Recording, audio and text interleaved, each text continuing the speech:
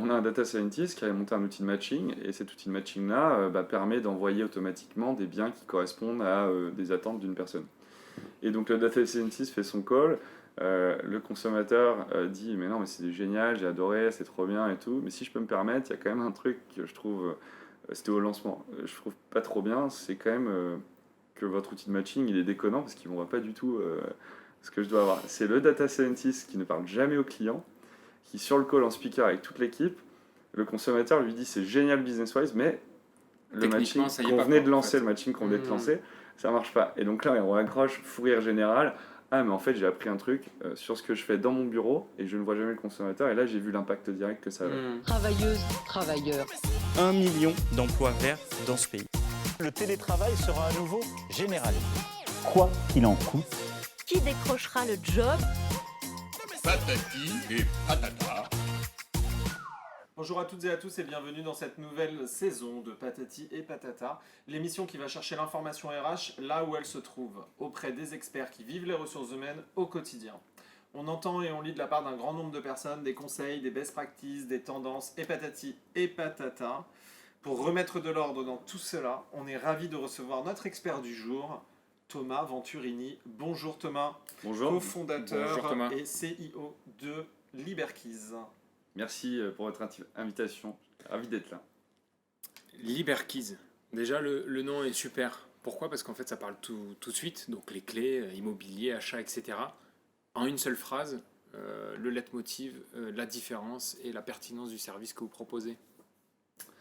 Alors, Liberkeys, c'est en effet, merci pour le nom. C'est pas le cas de tout le monde de penser que c'est très simple, mais Moi, j'allais dire, franchement, je viens de comprendre. Hein. Parce que t'es pas du secteur, t'es pas on du a métier de la beaucoup le pub. Liberty Keys ou le Liberquiz, Ouais, c'est ouais. assez marrant. Mais en tout cas, oui, on a un nom anglo-saxon puisqu'on a une volonté d'expansion à l'Europe. Donc Liberkeys, c'est quoi? C'est une solution de vente immobilière qui allie humain et technologie et qui s'occupe de la vente de votre logement de A à Z, donc de l'estimation jusqu'à l'acte authentique, en passant par la réalisation des visites. Et on le fait avec une commission fixe de 6 500 € payée au succès, Ok. c'est- Uniquement au succès. uniquement au succès. 100 collaborateurs aujourd'hui en France, uniquement. En France uniquement, Ouais. on est même plus proche des 130, D'accord. en effet. Alors, parlez-nous un petit peu de votre réseau. Tout le business Liberkeys est assis donc sur un réseau. Donc, vous avez à l'intérieur des personnes en CDI, j'ai cru comprendre, et des indépendants. Oui. Vous avez deux types de formats. Oui. Pourquoi? Alors, si je reprends du coup la solution qu'on est en train de proposer, ce qu'on s'est dit dès le départ, c'est qu'il y avait un mismatch entre le prix et le service sur le marché de l'immobilier en France. Et donc du coup, nous, notre logique a été de se dire, ok, on va reprendre le service, on va l'augmenter, on va lui mettre tous les codes startup qu'on connaît, et puis ensuite, on va aussi réduire le prix, le rendre très compétitif, et du coup, on va rematcher tout ça pour permettre à la fois aux vendeurs et à l'acheteur de vivre une meilleure transaction immobilière. Ceci étant dit, quand on commence, on se rend compte que très rapidement, la transaction immobilière, c'est complexe, c'est chronophage. Il y a énormément de tâches pluridisciplinaires qui sont à faire par l'agent immobilier. C'est pour ça que ça coûte cher alors. Donc en fait, En général, avant Liberkeys. exactement, on comprend en fait que il y a peu d'efficience et il y a beaucoup de travail. Et donc en effet, c'est une des raisons pour lesquelles les agences immobilières sont pas si rentables que ça, le sont quand même, mais ont un commissionnement assez élevé. Parce que ce qu'on entend souvent, c'est un agent immobilier, il va poster une annonce, il va recevoir les appels et puis il va programmer les visites. C'est ça, mais en fait, Ça va l'agent plus loin que immobilier, ça, il va- en fait, l'agent immobilier. Ouais, il va signer 10 mandats, il va en vendre un. Donc il va travailler pour 10 personnes et c'est une personne qui va payer pour les 10. Et donc c'est un peu le problème de l'immobilier en France, c'est qu'il y a un taux de mandat exclusif sur le marché qui est relativement bas par rapport à d'autres pays comme les US. Et donc du coup, en mandat simple, vous avez une compétition sur le même mandat de plein d'agents immobiliers.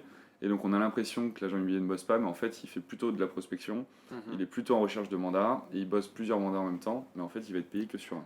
Ça, c'est exclusif à la vente, à la France, pardon. En fait, la France a un fonctionnement où on a envie de mettre plusieurs agents immobiliers en non-exclusivité. Alors malheureusement, c'est un des pays leaders sur, Ah sur le mandat simple et même sur la vente entre particuliers.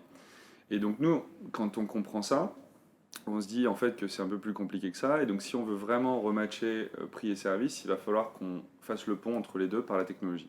Et donc ça a été un ADN très fort depuis le début chez nous, chez Liberkeys, depuis le lancement en janvier 2018. Et donc on a eu à faudra cœur, nous expliquer la genèse aussi, hein, c'est la prochaine question de Ouais. comment ça s'est créé et pourquoi. bien sûr, et donc du coup développement de technologie assez fort pour créer l'agent augmenté. C'est vraiment ce sur quoi on se bat tous les jours, le rendre plus productif, plus heureux au travail et lui permettre de délivrer une meilleure expérience client. Tout ça avec du coup un service plus élevé et à un prix plus compétitif. Et donc on développe de la techno pour augmenter cet agent-là. Voilà. D'accord. Et la techno qui est derrière, c'est quoi? Vous pouvez nous en dire un peu plus? Bien Si sûr, c'est oui. pas trop confidentiel. Non, pas du tout. D'ailleurs, c'est une techno qu'on a décidé au bout de 3 ans d'ouvrir à la profession, aux agents immobiliers traditionnels, pour leur permettre d'en bénéficier aussi, et eux aussi gagner en productivité et en délivrance d'expérience client. Donc ils ont accès à votre outil. C'est quoi? C'est comme un logiciel en fait? C'est ça, D'accord. exactement. Et donc on a ouvert en SaaS, ça s'appelle Dome, et LiberKeys. Et il permet Et- de faire quoi cet outil, ce logiciel? Alors il y a 4 gros piliers sur lesquels on agit. Le premier pilier, c'est de l'automatisation, c'est-à-dire qu'il y a des tâches à non-valeur ajoutée qu'on a envie de supprimer. Typiquement, le secrétariat dans une agence, pour nous, on peut le digitaliser et donc on peut réduire ce poste de dépense. Donc on vient automatiser des tâches à non-valeur ajoutée. Deuxième pilier, c'est des tâches où il y a de l'humain, on veut garder l'humain parce que c'est important dans l'immobilier, ou bien on n'est pas assez avancé technologiquement, donc on ne peut pas supprimer cette tâche-là, c'est une tâche à valeur ajoutée. Alors on va l'optimiser, on va apporter de la technologie pour aider l'agent sur le terrain. Ensuite, on a tout l'ensemble mobility, c'est-à-dire qu'aujourd'hui, un agent immobilier, c'est comme un avion. C'est quand il est sur le terrain, quand il vole, qu'il rapporte de l'argent. Et donc, du coup, il faut l'aider à être à la fois augmenté au bureau, ce qui est le cas avec des softwares qui existent aujourd'hui, Ouais. mais également dans le métro ou en voiture, en transport, et chez le client surtout, chez le vendeur et avec l'acheteur chez le vendeur. Et donc là, on a tout cet ensemble mobile pour l'aider sur le terrain. Et puis enfin, le dernier élément, c'est comme on vient sur les 3 premiers piliers, automatiser, optimiser ou créer de la mobility, avec un parcours UX vraiment stellar, du coup on est capable de l'aider à avoir envie de donner de la donnée et la rentrer dans le système. Du coup on va avoir un ensemble de données qu'on va pouvoir collecter et on va utiliser en data science. Et donc après on peut apporter des produits qui là viennent vraiment augmenter fortement la valeur de l'agent immobilier. Ok. Typiquement, vous avez des PV d'AG dans une transaction immobilière. C'est des PV dans lesquels vous avez généralement des problèmes. Ça prend du temps de le lire, vous ne les lisez pas, vous faites la transaction, elle pète pendant la promesse de vente parce que l'acheteur vient de découvrir quelque chose. Inversement, vous les lisez parce que vous voulez comprendre ce qui se passe et donc à ce moment-là, vous perdez du temps mais vous avez sécurisé votre vente. Aujourd'hui, il y a des scanners qui sont capables de lire et de ressortir de manière assez précise les différents éléments auxquels on doit faire attention pour éviter de lire, mais éviter de faire... C'est quoi? C'est par mots-clés en fait? C'est une alerte par mots-clés qui après scanne la phrase dans laquelle est ces mots-clés ou... Ouais, c'est ça, c'est un modèle auto-apprenant. C'est génial ça. Ouais, c'est très bien.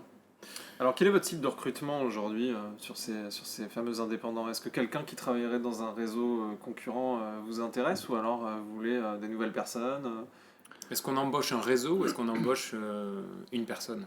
Alors on est assez pragmatique, on aime tout le monde tant qu'il fit entre guillemets à la fois notre culture et les compétences qu'on recherche pour le poste. Donc là-dessus on est agnostique. Mais la cible, enfin le candidat pourrait être peut-être un peu déstabilisé parce qu'il va gagner moins chez vous dans un premier temps, peut-être. C'est ce qu'ils pensent. C'est ce qu'il pense. Ouais. Mais c'est pas le cas. C'est pas le cas. Pourquoi? Parce que vous apportez plus de volume.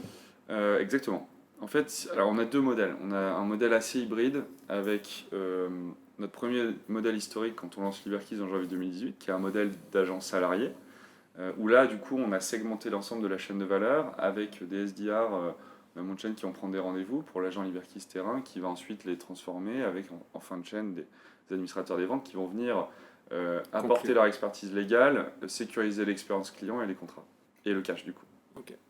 Et donc on a cette partie salariée qui est historique, qu'on a dans les centres urbains qui sont très denses en volume d'affaires, et donc on va rapidement pouvoir saturer des équipes. Et comme ils sont pas indépendants versus salariés, c'est aussi un peu plus rentable. Et j'expliquerai après pourquoi. Et donc du coup, on a développé ce modèle-là, mais c'est aussi très consommateur de BFR et très consommateur de risque. Et donc ce BFR-là, il faut le payer. Parce qu'en fait, un agent salarié, BizDev, qui sort d'école de commerce, généralement il ne connaît rien à l'immobilier, il faut lui apprendre. Ça prend 1 à 2 mois, 3 mois. Et ensuite, le temps qu'il acquiert du business, ça va prendre du temps pour signer un mandat. Et puis un mandat de vente, on est payé à l'acte authentique, donc on est payé entre 4 et 6 mois après. Et donc toute cette temporalité-là, il faut la payer. Et donc du coup, vous avez payé quelqu'un pendant 6 mois qui vous a apporté 0. C'est une sortie de cash, c'est une Et avance. donc et c'est pas mal. Et on a plusieurs millions d'heures, nous, chez Liberkeys, qui ne sont pas encore payés à Liberkeys. Et donc, plus vous grossissez, plus votre portefeuille d'annonces est gros, plus vous avez un nombre d'agents fort, et donc plus votre BFR va augmenter. Et plus vous croissez vite, plus votre BFR va augmenter vite. Donc vous pouvez à un moment donné avoir un problème de BFR. On peut avoir un problème de BFR. Donc Pour ça, vous faites une levée. C'est pour ça qu'on s'est financé, à la fois pour la techno, parce qu'on a une équipe tech et produit, et on a en effet un financement de BFR qui est nécessaire.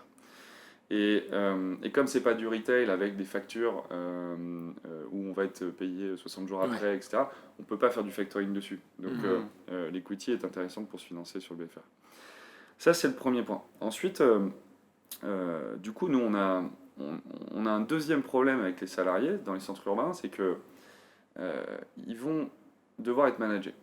Donc mécaniquement, il y a un bureau, il y a des bureaux avec des desks, des tables, quoi, et puis il y a un manager qui est là et qui vient manager du coup l'ensemble des équipes. Classique. Mais du coup, comment vous faites quand vous avez une ville à 1 heure de Paris qui est toujours dense et que vous voulez mailler, vous voulez mettre un agent dessus, vous faites faire des allers-retours à votre agent, comment vous faites pour aller un jour à Dunkerque, à Biarritz, etc. C'est beaucoup plus compliqué, vous n'allez pas mettre un manager dans toutes les villes où vous êtes présent.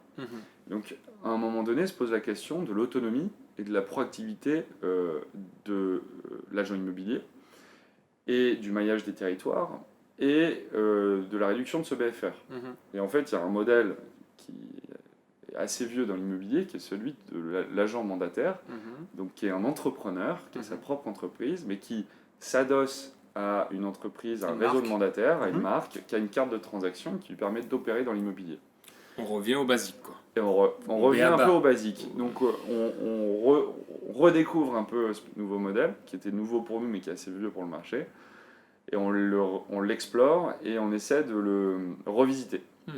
Et donc il y a 2 ans, on a lancé parce qu'on a le sentiment que c'est plutôt un nouveau venu, IAD, enfin un nouveau venu, je ne sais pas depuis combien de temps IAD existe, mais 12 ans à peu près. 12 ans, en tout cas depuis cette période que les mandataires sont très présents en fait. Ils ont un maillage en fait géographique qui est vraiment très très important. Et donc pour le coup, vous tendez à devenir un peu un IAD digital. Mais revisiter, c'est ça, c'est ce que tu allais expliquer du coup, le côté revisiter, c'est quelle est la grosse différence? Alors, il y a plein de différences, mais c'est vrai qu'IAD, ils ont 15 000 agents mandataires en France. Ils ont une croissance insolente de 40% par an. Ils viennent de lever 300 millions d'euros. Ils sont valorisés 1,5 milliard. Donc et ils sont quasiment exclusivement sur le marché français, même s'ils ont commencé à se développer dans d'autres pays. Donc c'est là où on comprend aussi, et ils ont 5% de part de marché. Donc c'est là aussi où on comprend que le marché de l'immobilier est colossal. Il est aussi très fragmenté. Et que le numéro 1, à la limite, tout le monde peut un peu le devenir parce qu'il y a de la place pour tout le monde. Donc si on arrive à trouver un élément différenciant et surtout qui plaît aux consommateurs, dans ce cas-là, on a toutes nos chances de réussir. Et vous-même, vous avez été agent immobilier avant ou... Chez Liberkeys, oui, au début. Chez Liberkeys. Comment est venue cette idée de créer Liberkeys pour le coup ? Alors j'étais chez Amazon, je travaillais là-bas avant, un peu l'antre de l'expérience client et donc... c'est très présent dans le discours, l'expérience immobilière. Oui, bien sûr. C'est vraiment notre mojo et c'est presque du lead, mais tous les jours on se pose la question de comment est-ce qu'on peut la sécuriser, comment est-ce qu'on peut avoir un processus, même notre culture et nos recrutements. On pourra en reparler, c'est dans notre culture, c'est très présent aussi. Et on a des méthodes aussi pour faire vivre cette culture en interne. Donc ça pourrait être intéressant d'en parler juste après. Et donc en fait je suis chez Amazon et je fais un investissement locatif et c'était en 2017 et je paye 15 000 euros de commission à un agent alors que c'est le notaire qui fait tout le travail. Je fais 1000 km pour signer des papiers, alors pour moi digitalement c'était possible. J'ai pas eu l'eau chaude raccordée à la cuisine. 2 ans après d'ailleurs j'ai des travaux de cage d'escalier alors que tout l'immeuble était censé être refait à neuf. Donc je me suis retrouvé dans une expérience qui était... Et l'agent immobilier n'avait aucune disponibilité pour me faire visiter l'appartement. Donc j'étais obligé de m'adapter à son emploi du temps. Il n'y avait rien qui était structuré. J'étais obligé de rappeler 15 fois pour avoir un retour. Enfin bref, je pense que c'était assez douloureux. Et puis du coup je regarde les stats du marché parce que j'aime bien les chiffres, et là je m'aperçois qu'en fait c'est le plus gros marché des économies occidentales. Et c'est ce qu'on disait tout à l'heure. Fragmenté, colossal, pas de tech, pas de digital, aversion du consommateur, 70% des consommateurs et des Français ont une mauvaise image de l'agent immobilier, 70% des Français essaient de vendre seuls, 30% d'entre eux seulement réussissent. C'est-à-dire qu'ils n'arrivent pas à aller vers l'agent immobilier et à accepter de payer une commission élevée, mais ils n'arrivent pas non plus à vendre tout seul. Qu'en fait, on est face à vraiment quelque chose de très douloureux. Et en plus, c'est le projet le plus hautement émotionnel et financier de la vie d'un particulier. Et donc, du coup, tous ces sujets s'entremêlent. On s'est dit qu'il y avait un boulevard et qu'on pouvait essayer d'apporter quelque chose à ce marché, à la fois aux professionnels et à la fois aux consommateurs. Et on a toujours voulu inclure le professionnel dans notre démarche. On n'a jamais pensé que l'agent immobilier faisait du mauvais boulot. On a toujours pensé que le marché était mal structuré pour l'aider à faire du bon boulot et à délivrer une bonne expérience client. Ok. Ouais, d'où le logiciel, D'où le logiciel. nom, qui est mis aussi en valeur chez les agents IMO, quoi. Demain, moi, je veux postuler chez vous. Je peux directement en fait accéder à votre site, même si j'ai pas forcément l'expérience, même si j'ai pas la carte immobilière. Je peux m'engager. J'adhère à vos valeurs. Je peux tout de suite en fait devenir agent immobilier. Tout de suite, non.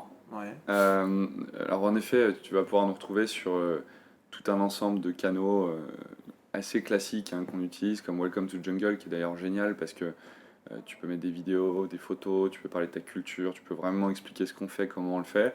Et donc déjà, naturellement, il y a un bon filtre, je trouve, parce qu'il y a vraiment des gens intéressés qui viennent candidater. Pour les bonnes choses, quoi. Exactement. Okay. Et, sur la partie attractivité. Ouais, sur la partie attractivité. Et puis après, on a plein d'autres choses, bien entendu, qu'on travaille.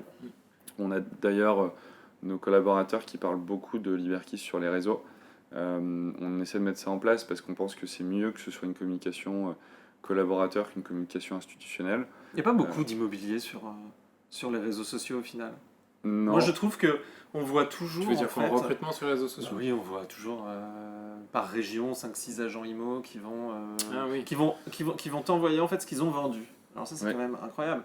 Je veux dire, c'est pas que ça nous intéresse pas, mais finalement, pourquoi C'est il y a le beaucoup de c'est branding le qui se book. fait sur les réseaux sociaux. C'est le Ouais. book c'est le book du mec, quoi. Tu dis, D'accord. voilà, Ouais, ça. ce que j'ai réussi à vendre, je peux le faire pour toi. Donc Ouais, c'est un peu d'accord. comme quand toi tu montes une créa pour dire, je vais pas te faire Exactement. la même, mais je pourrais potentiellement être aussi Oui, mais du créatif. coup, on voit pas sur les réseaux sociaux les prochaines ventes.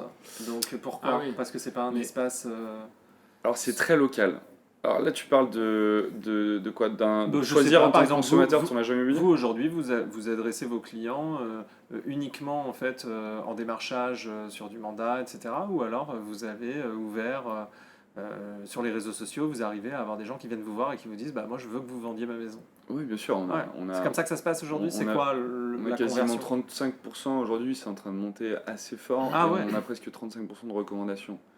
Donc par réseau c'est sociaux. La recommandation. sur Ah ouais. Liberkis au global, quoi. C'est-à-dire que D'accord. sur l'ensemble des mandats qu'on signe, sur 100, on a 35 qui viennent de recommandations. Vous offrez On a- quelque chose en retour pour qu'il y ait cette, Alors, ce chiffre-là? Ouais, on a différents leviers. Tu vois, tu as le parrainage à la Boursorama qui marche plutôt Ouais. pas mal. Ouais. Après, il y a plein d'autres choses qui sont des petits secrets Ok. qu'on utilise et qui marchent bien pour le moment, on délivrera un peu plus tard. Mais en effet, on essaie de le booster davantage, mais il est déjà présent en fait. Et Donc, là, on parle de parrainage, pardon, je te coupe, parrainage business ou parrainage recrutement? alors, on fait les deux. Vous faites Ouais, les deux? ouais. Là, on est sur deux, Ah ouais. quasiment à cheval sur deux discussions, mais sur nos consommateurs, on Je va suis aussi. désolé, j'écoutais pas. Non, je plaisante. Bah, c'est rassurant, mais au moins j'ai C'est pour ça 50% que- d'audience. Mais c'est pour ça qu'on est deux. C'est vrai. On n'a qu'une oreille qui fonctionne. Ouais, donc du coup, en fait, nos consommateurs, on va les chercher aussi nous-mêmes, bien sûr. Oui, non, On forcément. fait de l'outbound. Donc le lead, classique. ok. On fait de l'inbound et de l'outbound et de manière assez classique.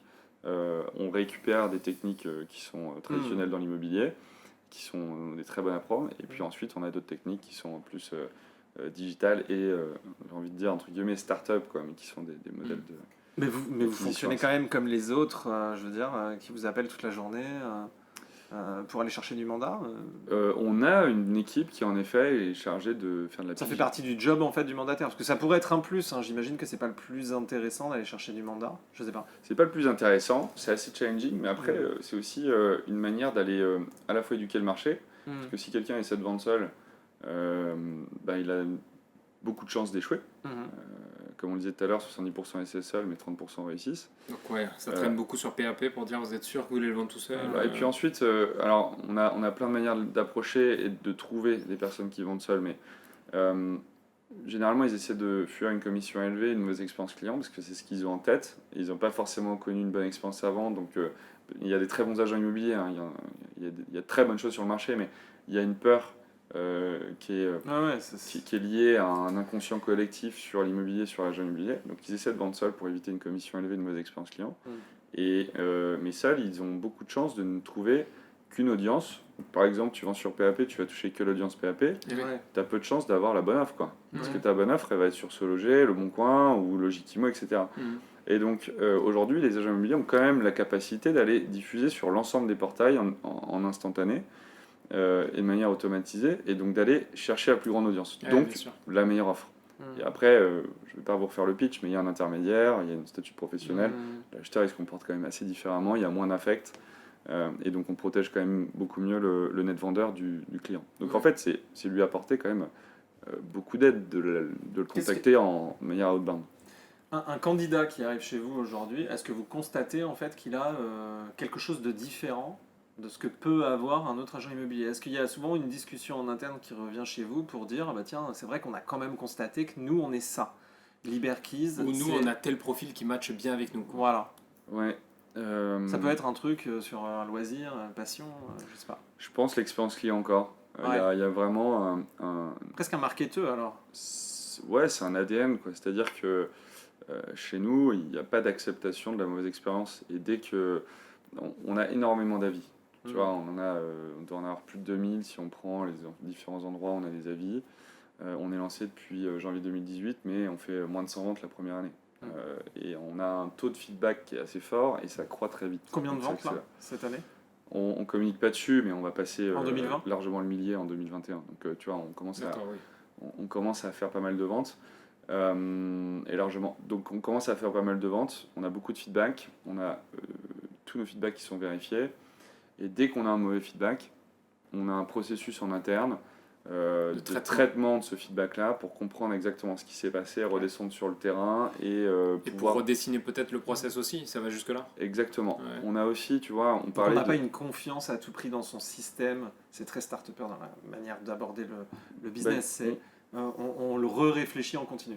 En fait, ouais, on veut créer le bon système. Ouais. Et donc le système doit être créé de manière itérative parce que en fait, on y connaît que quelque chose depuis 4 ans. Mais bien sûr, ouais. Et ta courbe d'apprentissage, elle est quand même comme ça. Donc en fait, la deuxième année, tu connais un peu, mais tu connais pas non plus énormément. Donc ça, c'est hyper important. On va même plus loin, on parlait de culture tout à l'heure. Chez nous, on n'a pas vraiment de valeurs, on a des leadership principles. On en avait noté, ouais, des valeurs. Principe de leadership. Make consumer your obsession, start with people. C'est ça, exactement. Et donc on a Build Strong Leadership, On It and Beyond, Shoot for the Moon. Donc tu vois, on a ces différents leadership principles là chez nous. Ils sont hyper importants et structurants et on les utilise vraiment tout le temps. C'est-à-dire qu'on va les utiliser... et à mon sens on les utilise pas assez, donc on doit continuer de travailler là-dessus. D'accord. On les utilise dans le recrutement, c'est-à-dire tout le processus de recrutement, les questions, la scorecard, tout ça. On va utiliser les leadership principles pour vraiment capter le comportement de la personne et sa philosophie, ce qui n'est pas les compétences. Ensuite, on va dans l'onboarding, pareil, remettre du leadership principles, en parler beaucoup pendant l'onboarding et demander aux acolytes, ceux qui sont anciens dans l'entreprise, qui sont là depuis plus de 2 mois, de justement en parler beaucoup. Et ensuite, dans le management, c'est-à-dire que 50% de ta review annuelle va être faite sur ton adéquation vis-à-vis de notre culture. Donc, c'est de l'informatif, pardon, pour bien comprendre. C'est de l'informatif ou c'est du tamis? C'est un guide de comportement qui va t'aider à prendre des décisions. Ah, voilà. Et donc, du coup, si tu prends une décision, logiquement, tu t'inscris dedans. Et comment on le fait vivre? Et sachant qu'elle peut ne pas être unilatérale, c'est-à-dire que le candidat à qui tu poses ou le collaborateur à qui tu poses ce genre de questions, où tu le mets dans ce process-là, peut lui-même se dire je colle pas, quoi. C'est ça en fait. C'est le but. Aussi, le but c'est le but. d'un sens comme dans l'autre. C'est pour ça que je parlais d'un côté pas unilatéral qui dirait un mec de chez toi qui dit non, lui, ce candidat il peut pas être bon chez nous, mais inversement aussi. Le mec peut se dire. Et c'est le but. Ouais, mais tu vois, il y a quelques bouquins de Ben Horowitz là-dessus qui sont exceptionnels. Et il y en a un qui s'appelle What You Do is Who You Are, ou un truc comme ça. Mhm. Et en gros, il explique justement très très bien que la culture est au service de la stratégie. Et donc, qu'à un moment donné, elle est faite pour filtrer ceux qui viennent, mais également, si la stratégie changer la culture, et du coup, il est possible que des personnes ne soient plus en phase avec cette stratégie-là, et donc Bien sûr. potentiellement vont partir. Donc en effet, c'est un super bon collagène pour faire que tout le monde bosse ensemble, et c'est un super bon structurant pour faire que tu as les bonnes personnes orientées vers le succès et la stratégie de l'entreprise. Moi, ce qui m'étonne, c'est que, enfin, c'est intéressant, hein, évidemment, mais là, on va quand même plus loin. On a franchi, en fait, on a l'habitude de parler avec pas mal d'entreprises qui nous parlent de valeurs, mais on va généralement pas jusqu'au comportement. C'est-à-dire que le comportement, c'est intrinsèque, c'est quelque chose en fait d'inné de la personne, etc. Ouais. Donc du coup, on se laisse, d'habitude, une entreprise n'imagine pas qu'elle puisse interférer en fait sur ce comportement. Il laisse apprécier ses valeurs, c'est ce que Oui, tu veux voilà, dire. c'est tandis ça. Chacun est libre. Mais c'est vrai que, et d'ailleurs, tous ceux qui nous rejoignent, quand on lit ces leadership principles-là à leur Ouais. arrivée, Ouais. on leur dit alors vous aimez. Bah ouais, c'est totalement moi. Donc en fait, on a réussi à créer. Et les profils Ok. sont tous. T'as un tamis hétéroclite. juste beaucoup plus réduit. Mais en fait, ouais, les profils sont très hétéroclites. C'est-à-dire qu'ils viennent vraiment d'horizons canal, totalement tu- différents, ouais. mais il y a toujours Un truc qui les ce rassemble. lien commun qui les unit, qui est ces leadership principles. Et du coup, on a des équipes qui fonctionnent très très bien ensemble. Alors, il y a eu un peu de friture parfois, mais c'est classique dans une entreprise. Mais globalement, c'est assez perturbant comme ça peut bien se passer dans les équipes. Si on revient au RH, je reprends ton exemple de consommateur. Ouais. Lorsque ça foire, ou en tout cas ça marche pas aussi bien, ou lorsque tu as un retour négatif, en tout cas d'expérience utilisateur et client, est-ce que vous vivez la même chose en tant que, avec des collaborateurs, pardon? Le collaborateur avec qui ça se passe mal, bon, tu peux toujours pas forcément lui demander coche les cases qui ont fait que du coup, etc. Mais est-ce que vous avez ce feedback-là qui est important pour vous dans vos recrutements et dans votre management? Bien sûr. Oui, bien sûr. Tu vois, typiquement, comment est-ce qu'on fait vivre un leadership principle?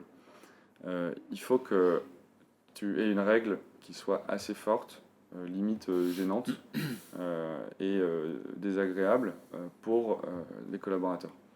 Et du coup, tout le monde va l'avoir. Ça, c'est intéressant. Donc, et faut que ça soit marqué. Il faut que ce soit marqué. Après, au bout d'un moment, ça c'est au début quand tu la mets en place. Après, au bout d'un moment, elle devient normale. Par contre, dès qu'une personne arrive dans l'entreprise, là, bah, tu as le même décalage et elle dit c'est bizarre quand même ce que vous faites. 3 semaines, 1 mois ou 6 mois après, l'idée c'est qu'elle soit totalement à l'aise avec cette idée-là. Et on a mis en place sur ce qu'on appelle Make Consumer Your Obsession, qui est fait de ton consommateur une obsession. C'est la première en fait. Hein, C'est la première et on reste C'est le là-dessus. pilier. On a une règle qui est dure là-dessus, c'est que tous les fins de mois, il y a un call de chaque collaborateur à des clients. Donc on reprend un listing. De tes ventes, en fait, par exemple? De tes ventes. On choisit des moments de la vente différents. Parfois, c'est un vendeur post-promesse de vente. Parfois, c'est un acheteur qui vient de nous appeler, il n'a pas encore eu la visite. Enfin bref, tu vois, on a plein de trucs comme ça. Et on fait un forum à côté pour accompagner les personnes et les aider. On a aussi une formation en interne pour aider les collaborateurs à être en succès dans ce call, parce que parfois, tu as des développeurs qui ne sont pas habitués de téléphoner, qui d'ailleurs détestent le téléphone. Tu fais revenir tout le monde à scale business en fait. Et donc du coup, surtout le consommateur, et ce que vit le consommateur. Et donc tout le monde appelle tous les mois une liste de consommateurs avec quelques questions. Et là du coup, tu rattaches à l'expérience client, tout le monde est drivé par ça, tout le monde parle au client, le connaît, le comprend. Et ce qui est très drôle, on a eu, la première fois on le fait, on a toute l'équipe tech et produit qui est dans une salle, à une table, et qui, donc on tourne et on fait appeler.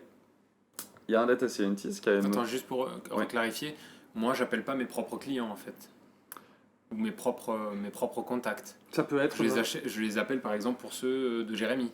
Ouais, tu peux tomber sur un de tes clients, mais globalement c'est assez rare vu le volume qu'on adresse. Okay. Et on a un data scientist qui a monté un outil de matching, et cet outil de matching-là permet d'envoyer automatiquement des biens qui correspondent à des attentes d'une personne. Et donc le data scientist fait son call, le consommateur dit mais non mais c'est génial, j'ai adoré, c'est trop bien et tout, mais si je peux me permettre, il y a quand même un truc que je trouve, c'était au lancement, je trouve pas trop bien, c'est quand même que votre outil de matching il est déconnant parce qu'il ne voit pas du tout ce que je dois avoir. C'est le data scientist qui ne parle jamais au client, qui sur le call en speaker avec toute l'équipe, le consommateur lui dit c'est génial business-wise, mais le Techniquement, matching ça y est qu'on pas, venait quoi, de en lancer, fait. le matching qu'on venait de Mhm. lancer, ça marche pas. Et donc là, on raccroche, fou rire général. Ah, mais en fait, j'ai appris un truc sur ce que je fais dans mon bureau et je ne vois jamais le consommateur. Et là, j'ai vu l'impact direct que ça avait. Et ça l'a gêné. Ah, donc du coup, en fait, je comprends que j'ai un impact sur les consommateurs et que je suis pas juste derrière un bureau chez moi. Et là, tout de suite, tu crées cette culture qui est importante de... Et justement, les vendeurs, par exemple, comprennent bien qu'ils sont appelés comme ça, de cette manière. Ouais, De très vous bien. expliquer les choses pour dire, voilà, Ouais. Et c'est notre call du mois.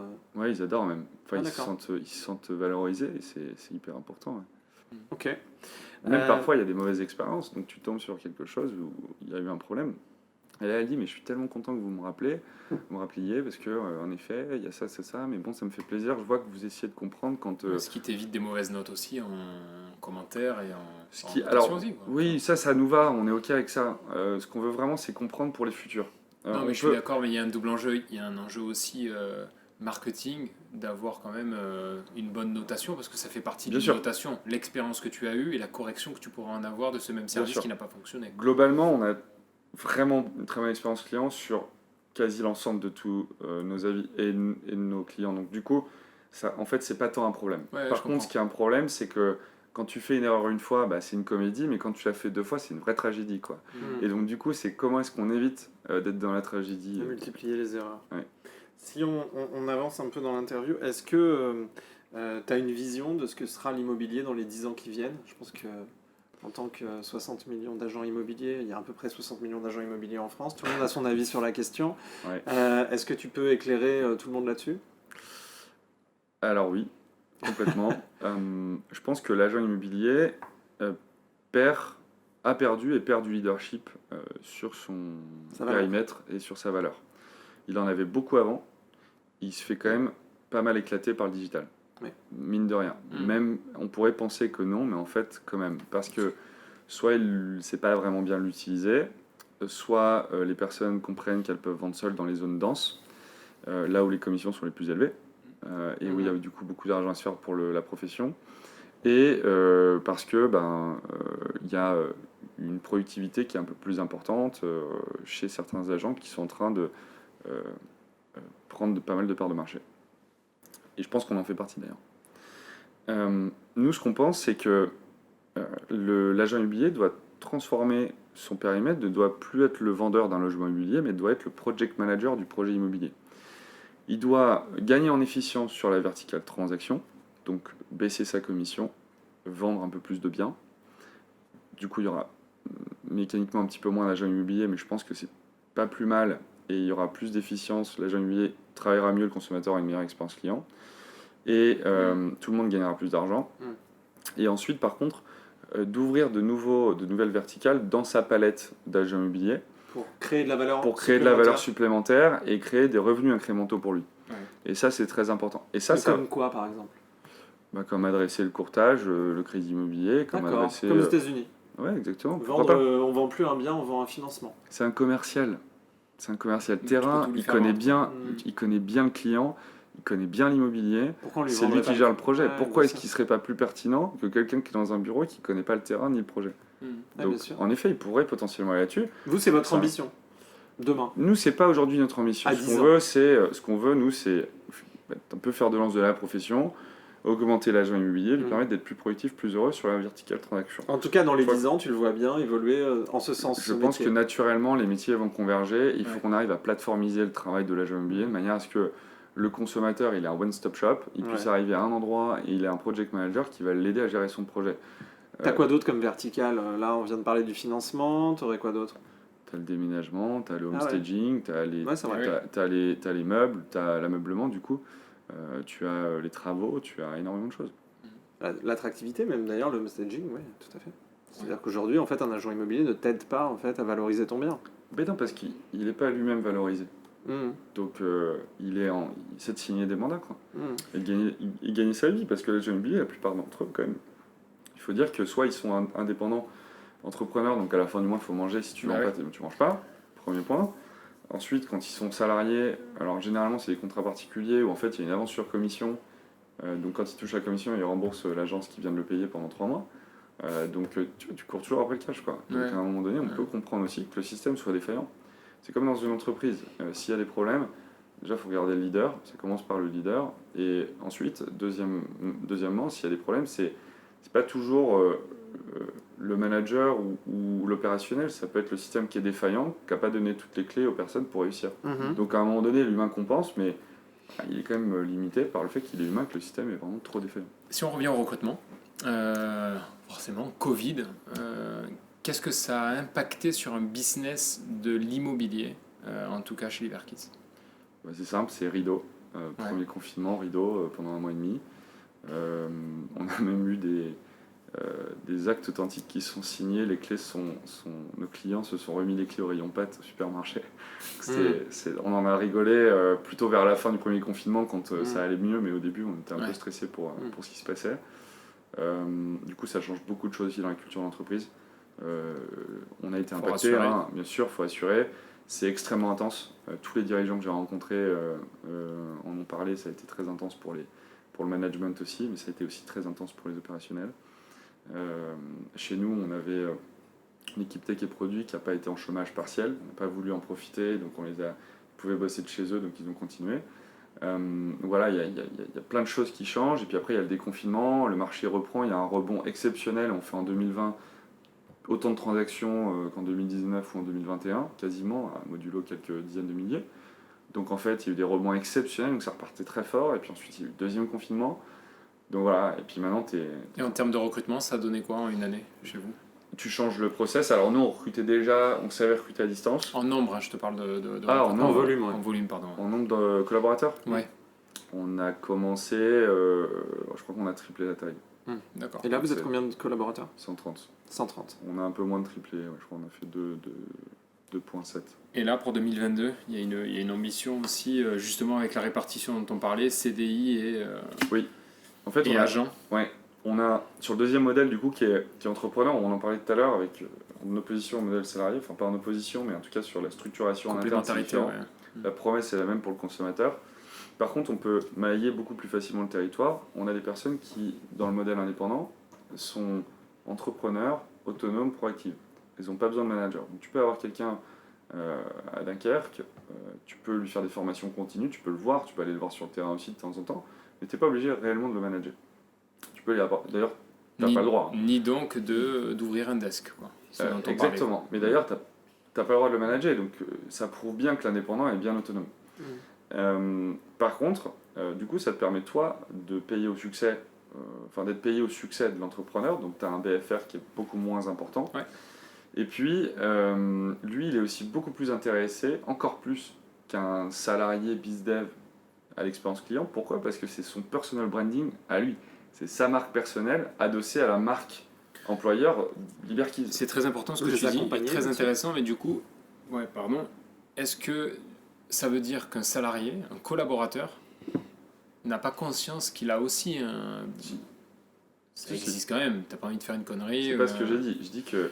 C'est plus présent chez un... c'est quasiment omniprésent chez un indépendant. Non, alors c'est pas tout à fait ce que je dis, c'est que l'indépendant, c'est une obligation. C'est-à-dire que s'il veut être en succès, c'est son nom en priorité qui est adossé à sa marque. Et d'ailleurs, c'est son projet personnel de changer de vie, d'être indépendant autonome, de travailler de chez lui, de choisir ce qu'il fait un peu de sa vie, en s'adossant à une marque parce qu'il va y trouver telle et telle chose. Ouais. Donc il y a juste un mindset qui est un peu différent. Où le BizDev, lui, va avoir une progression de carrière professionnelle avec différents jobs. Il va peut-être même changer d'entreprise dans 3 ans ou 4 ans, ce qui est normal, ce qu'on invite aussi à faire parce que c'est bien de changer d'entreprise. Et donc, tu vas avoir des différences comme ça. Donc le modèle est un peu différent, mais comme il prend un risque aussi et que c'est lui qui porte la charge du BFR, nous, on le rémunère un peu plus. Parce que c'est normal qu'il gagne plus vu qu'il prend plus de risques. Donc, sur une commission fixe qui est relativement réduite, on s'est rapidement retrouvé, tu vois, dans un fee qui était très compressé, et que si on voulait augmenter la rémunération, il fallait augmenter le fee, parce que sinon tu perdais de l'argent. Et donc très pragmatiquement, c'est ce qu'on avait fait, et aujourd'hui on est à 6 500 €, ce qui nous permet de rémunérer plus de 3 000 € en moyenne par transaction notre agent indépendant, peu importe où il est en France. Et chez nous, ils font entre 2 et 5 ventes par mois. Donc mécaniquement, ils vont quand même gagner très très bien leur vie par rapport à ce qui se passe sur le marché de l'immobilier classique. Et versus la prime de ton collaborateur qui lui a un CDI, c'est pas 3000. C'est pas 3000, mais lui, il a un salaire. Donc, Oui, c'est son pour ça. variable, sans rentrer dans les complexités, Non, mais voilà, il a des bons Il est variables chargé. aussi. Exactement. Et donc, du coup, il y a à la fois l'attractivité financière qu'on offre aux agents indépendants chez Liberkeys. Il y a également tout un ensemble techno et de produits qu'on va lui apporter, qui vont être assez complets, assez forts, qu'on développe depuis maintenant 4 ans et qui apportent beaucoup de valeur.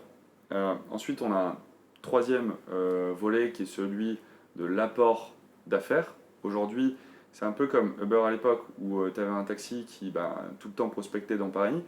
Et puis un jour, tu as Uber qui est arrivé où les gens se connectaient à une application et le lead rentrait. Donc il tournait un peu moins, il prospectait moins, il faisait plus de business.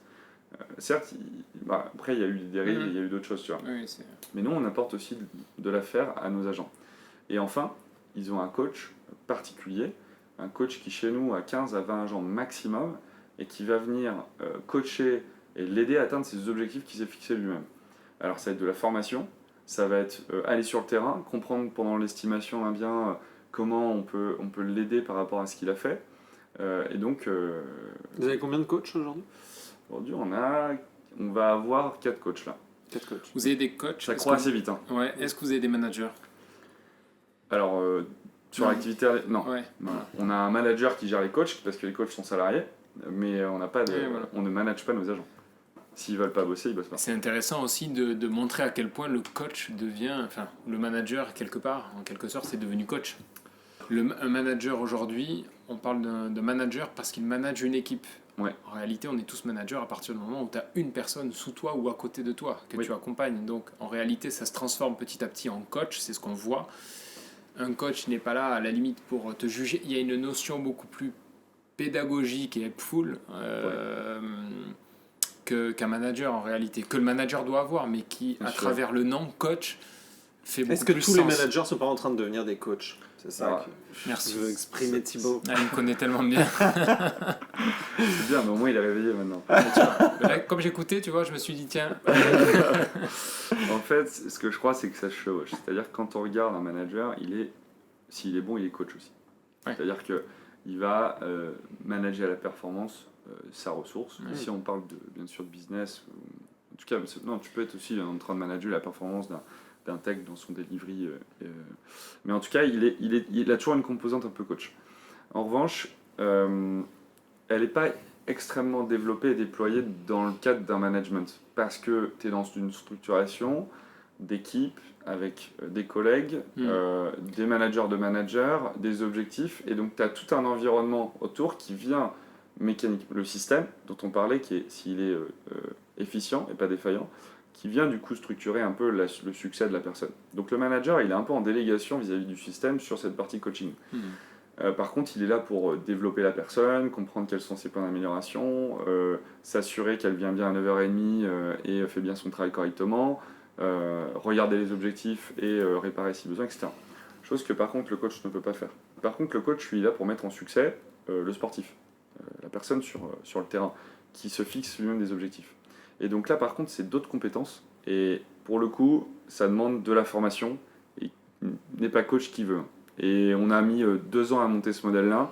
On a mis du temps à comprendre aussi ce que ça demandait d'être coach et comment il fallait se positionner et quelle posture avoir vis-à-vis de son agent. On a d'ailleurs des formations là-dessus en interne où on envoie tout notre middle management en formation, mais aussi parfois uniquement le coach sur des choses assez spécifiques. ouais, Merci beaucoup. Très intéressant. Shoot for the moon, qui est une de vos valeurs également, c'est-à-dire de savoir accepter les succès, Ouais. savoir accepter donc les échecs derrière. Ouais. Et puis, on va vous souhaiter beaucoup de belles choses, beaucoup de succès justement. beaucoup de clés, Beaucoup de clés, oui, effectivement. Et de Beaucoup liberté. de ventes. de liberté, voilà. exactement. En tout cas, vous rénovez considérablement en fait ce qu'est l'immobilier. On pourra en parler des heures. Et ouais, on c'est aime clair. ça. Merci Ouais. beaucoup. Félicitations et encore merci de Merci beaucoup Thomas. Merci pour l'invitation. Merci. Travailleuses, travailleurs. 1 million d'emplois verts dans ce pays. Le télétravail sera à nouveau généralisé. Quoi qu'il en coûte. Qui décrochera le job? Patati et patata.